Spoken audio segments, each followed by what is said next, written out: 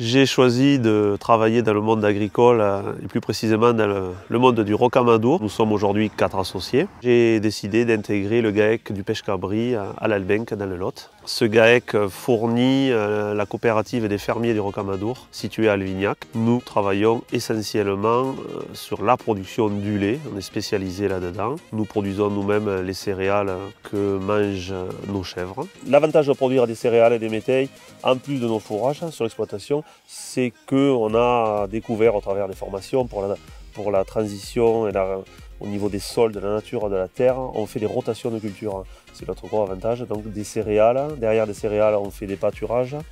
Les pâturages, on va apporter de l'engrais qui vient de notre troupeau en étant nos propres fumiers. Donc c'est un cycle qui est intéressant, cette production alimentaire pour ces chèvres. Donc pour nous, et moi qui ai intégré cette équipe nouvellement, je trouve qu'il y a du sens. Donc nous on a choisi de s'associer avec Dominique parce que ça nous semblait intéressant de travailler à plusieurs. La force du groupe, c'est plus que de la théorie, ça se voit au quotidien. Nous on est quand même content d'avoir du temps libre, de pouvoir échanger, de pouvoir prendre des décisions à plusieurs. C'est un choix qu'on renouvellerait avec grand plaisir.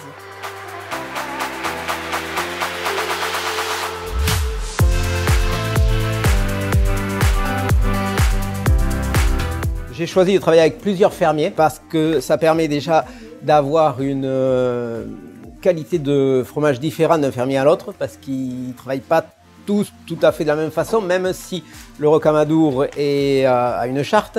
Le savoir-faire de chaque fermier se retrouve sur les fromages.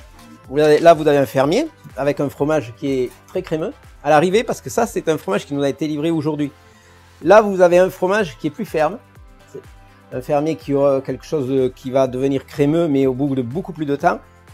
Et là, vous avez un fromage intermédiaire, vous voyez, qui a déjà une texture assez crémeuse, mais qui reste ferme à l'intérieur.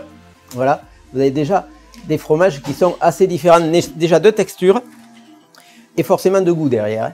Le lait sur une ferme ne va pas être pareil à un moment qu'à un autre, simplement par la saison, par ce que consomment les bêtes.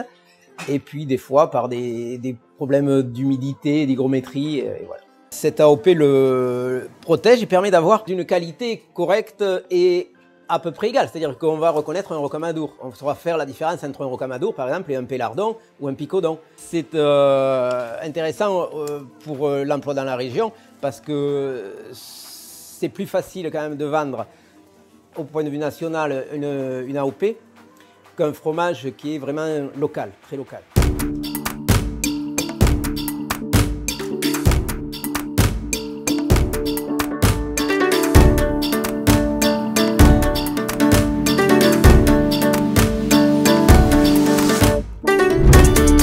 Les producteurs aujourd'hui sont engagés dans ce cahier des charges et sont contrôlés par un organisme certificateur externe. Aujourd'hui, on distingue deux types de rocamadour. Le rocamadour laitier, qui est fabriqué dans des laiteries. Ces laiteries collectent le lait dans des exploitations, le ramènent à la laiterie et ensuite transforment le lait selon les règles traditionnelles du rocamadour, affinent le fromage et le commercialisent.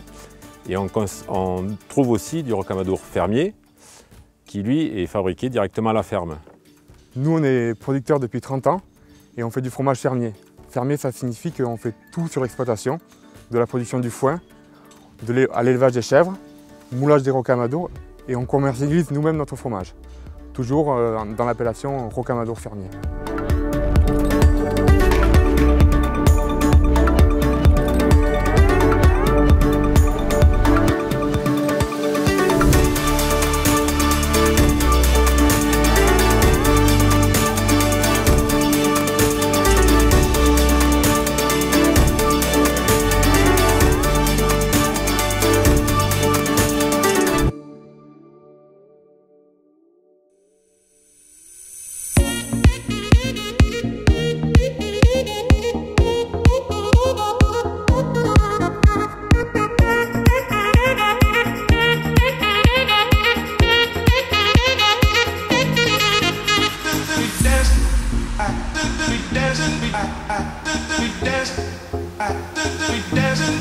I